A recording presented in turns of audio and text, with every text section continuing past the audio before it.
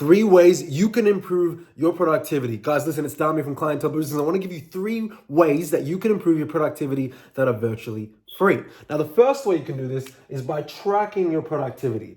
Now, what do they say? What you don't track, you don't manage. Or what you don't manage, you don't track, vice versa.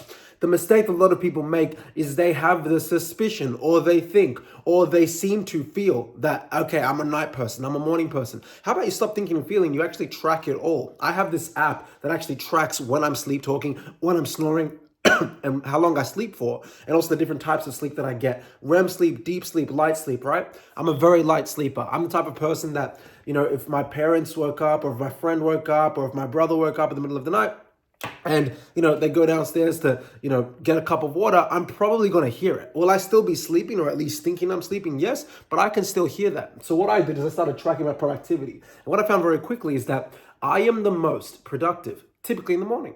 So what I do is, by the time, and this is contrary to a lot of popular entrepreneurial advice, by the time it hits around 6 p.m., at least Monday to Friday, Monday to Thursday, I just pretty much don't do any work.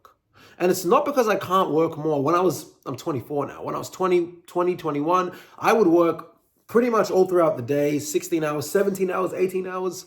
But what I would find is that there would be a drop off in my productivity. So what I found is I now put the gym at night. So by the time it's 5, maybe 6 p.m., 6:30, I'm in the gym, making sure that that's the last intensive task that I do for the day. I prep my day for the next day. I shower, I eat, I go to bed. And I try to go to bed anywhere between 8 to 9, 9:30 p.m. Sometimes it's a bit later, but oftentimes it's later, but that's the aim, right?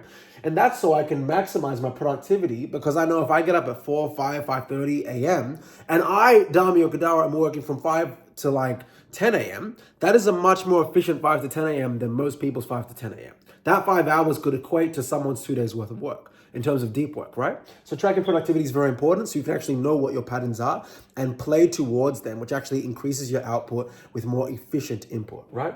So think of the fulcrum swing, right? If you've got a swing here and you've got a lot of weight and it tips like this, well, that's perfect. That's a much more efficient way to catapult the thing on the other side of the fulcrum, compared to you just trying to, go, but you're actually not adding any leverage to the fulcrum. You want to add leverage to the fulcrum. Now, the second thing that you can do to add leverage to the fulcrum is having good sleep. And I've learned this a lot from reading books, Ty Lopez, and other bunch of smart people.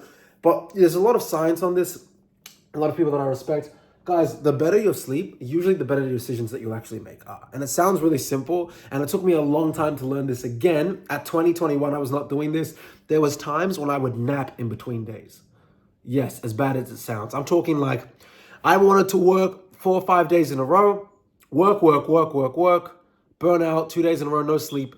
I'm going to take a nap, 45-minute nap, work, 1 hour nap, work. And I would do that for 3-4 days, terrible. I messed up my health for a part of that period of time, because I pushed myself so hard, right? Now what I do, even if I have a late night, even if I have a late, end to the week or a late day, even if it means I get to do less in the morning, I, for the most part, will still try to prioritize my sleep, even though I'm a bit younger, 24. And the reason for that is because I know that as a leader, my biggest, again, leveraged skill set is my ability to, yes, sell at this stage still, but it's also to make really good quality decisions. So if my decision-making is impaired, then there's actually going to affect my productivity, and it's actually going to lead to a less great outcome for my company, which is what I don't want. Okay, so what I do is I make sure I have good sleep, and good sleep for me is going to probably be different for you. Really good sleep for me is 8.5 hours, but I'll typically end up getting, in terms of actual sleep, between 6.5 to 7.5 hours. But that's tremendously better than what I was getting when I was much younger. In my late teens and early 20s, my sleep was terrible. I was sleep deprived, I truly believe, from 18 to 22, I was pretty much sleep deprived for the majority of those 3-4 years, genuinely. And I've seen my decision-making just improve and skyrocket as a result of good sleep. Now, the third thing is putting your phone on Do Not Disturb. Again, sounds really, really simple, but how many people actually do this? And I'm talking about putting your phone on Do Not Disturb when you actually are working. So for me, when I'm doing that deep work in the early morning, my phone is on. I wake up to my phone being on Do Not Disturb. I have my alarms going off, it's going off, whatever. I wake up, I shower, I refresh, I brush my teeth, etc. I go downstairs and I start working. And my phone is pretty much on Do Not Disturb till about 10, 11 a.m. I can still check notifications. Like I can just log into the app manually. But to be honest, guys, for 90% of the week, my phone's on Do Not Disturb. If I'm going to be honest with you, even when I'm out with my friends, I put my phone on Do Not Disturb. If it's urgent, people know they can call me twice and that'll break through the Do Not Disturb thing. That's a little hack for you guys. But, once I got in the habit of having my phone on Do Not Disturb, it actually just made my life easier in a variety of spectrums, and I've stuck with it since. And it just allows me to be more focused and less tempted by, the everlasting notifications that are going to come from different apps throughout your working day.